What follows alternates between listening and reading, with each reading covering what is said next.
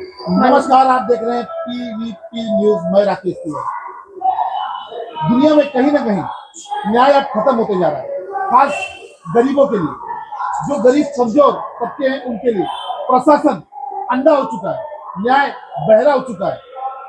कारण आपके सामने में कुछ ऐसा दिखाना चाहता हूँ। एक माजी नगर सेवक और वो अभी इलेक्शन लड़ता हुआ नगर सेवक इस भ्रष्टाचार में लिप्त है। इसके सबूत, पेपर, सब कुछ हमारे पास है। ये जांच का विषय, लेकिन कहीं ना कहीं इंसानियत होनी चाहिए, आंख में पानी होना चाहिए कि हम क्या कर रहे हैं। नमस्कार।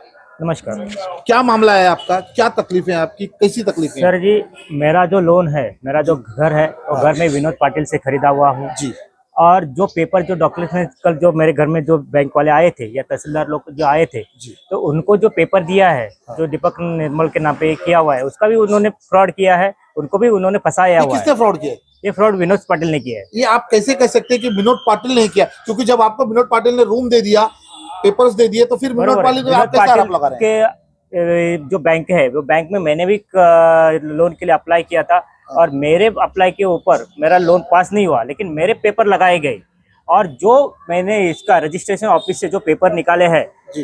दीपक निर्मल के नाम से, वो पेपर उन्होंने दिए हैं, वो ये बिल्डिंग के नहीं दिए हुए हैं। जिसका 7/12 है 561 का है और वो उसका बिल्डिंग का नाम भी श्री सिद्धि विनायक है, उसमें भी 10 नंबर रूम है। और वो जो उन्होंने जो दिया है, उसका जो घरपट्टी है वो ए विभाग का है, हमारा जो एरिया आता है वो बी विभाग में आता है। और जो लाइट बिल है, वो लाइट बिल का जो उन्होंने जो घरपट्टी के ऊपर दिया है रजिस्टर ऑफिस ने, उसके ऊपर स्टैंप लगाया हुआ है, वो भी लाइट बिल का, ये बिल उनका दूसरा है। जो ये विनोद पाटिल है, कितने साल से आप उनको जानते हैं? विनोद पाटिल को मैं 2009 से जानता हूँ। आपने घर कब खरीदा? जब भी हमारी चाल थी, चाल में जब भी विकास हुआ, उसमें डेवलप करने के लिए दिया, तभी से मैं विनोद पाटिल कहता हूँ। विनोद पाटिल को दिया था। एग्रीमेंट कौन किया था आपके साथ में? मेरे साथ में विनोद पाटिल ने एग्रीमेंट किया हुआ है। एविडेंस है आपके पास? पेपर है विनोद पाटिल के नाम के? विनोद पाटिल के नाम के? विनोद पाटिल के नाम के पेपर है।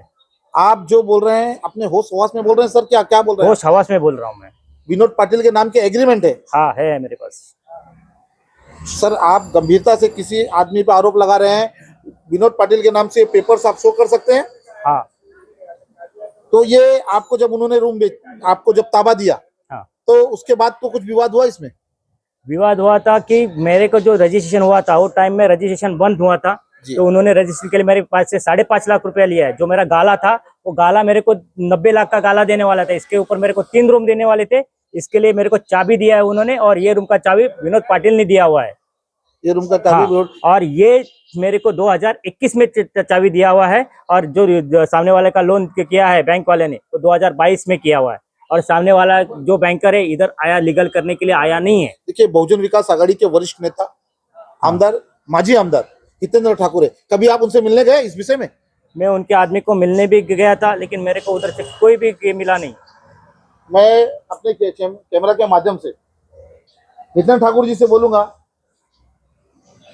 एक गरीब के साथ आपके पार्टी के कार्यकर्ता अगर अन्याय करेंगे, ये इलेक्शन का समय है, आपको इस चीज की सूची होनी चाहिए कि आपने किसे टिकट दिया है।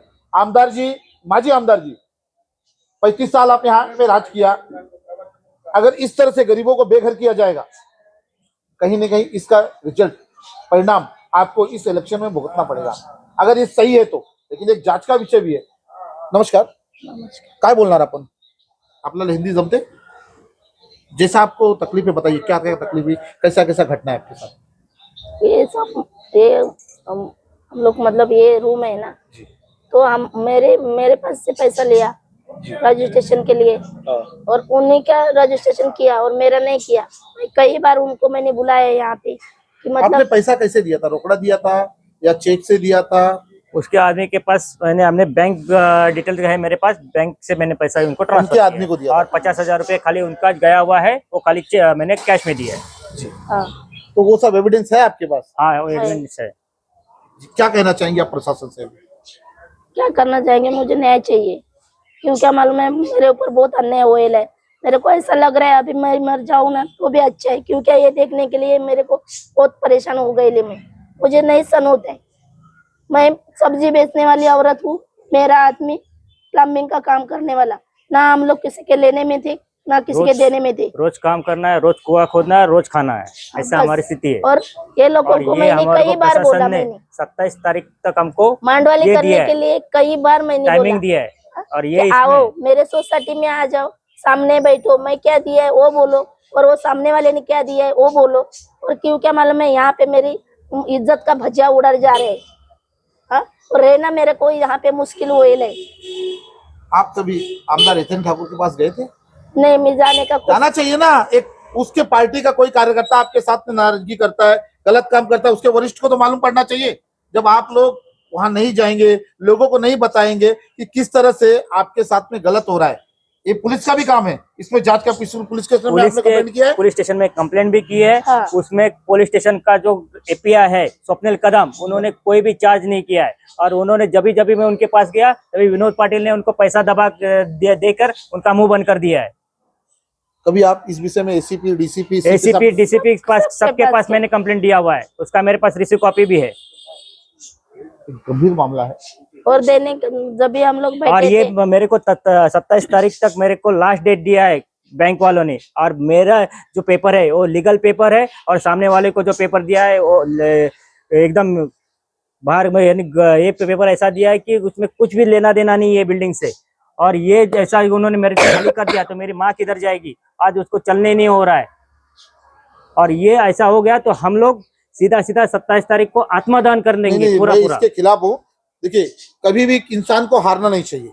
लड़ाई जिंदगी जब तक है जान तब तक लड़ना चाहिए। ये आत्महत्या कोई आसान रास्ता नहीं है। सर जी, हमको रोज कमाना है, रोज खाना है, हम पैसा किधर से लाएंगे? 2001 साल में हम लोग यहाँ रहने वाले आदमी, लेकिन आत्महत्या से आपको क्या मिलेगा? उसे तो और आजादी मिल जाएगी, आप चले जाएंगे, वो आप परिवार टूटेगा, आपका टूटेगा, उसका नहीं टूटेगा। लेकिन वो जाने दो, लेकिन क्या पैसा कमाया जाता है, लेकिन इज्जत मिलती नहीं है वापस।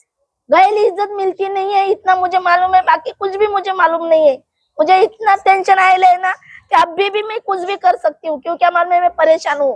ये लोगों ने बहुत सताया, मुझे बहुत सताया। मतलब मैं गरीब थी, लेकिन तुम्हारा 1 रुपया किसका रखा नहीं था ना। लेकिन सामने मैं बुला रही हूँ, क्यों नहीं आ रहे? आज नहीं दूंगा, कल दूंगा, आज नहीं दूंगा, कल दूंगा। विषय के आज कारण 15 साल में मेरे को पानी, मेरा 6 साल से 2021 से मेरा पानी बंद करके रखा है। पानी भी नहीं है मेरे को, पानी भी ना मैं रह रही हूँ यहाँ पे। मैं पुलिस अधिकारियों से कहूंगा कि इसमें जांच करें। मैं बहुजन विकास आघाड़ी के प्रमुख हितेंद्र ठाकुर से कहूंगा कि इसे गंभीरता पूर्वक ले, क्योंकि उनकी एक कार्यकर्ता की वजह से एक परिवार उद्ध्वस्त हो जाएगा, एक परिवार बर्बाद हो जाएगा। इसी के साथ मैं अपने शब्दों को विराम दूंगा। जय हिंद, जय महाराष्ट्र।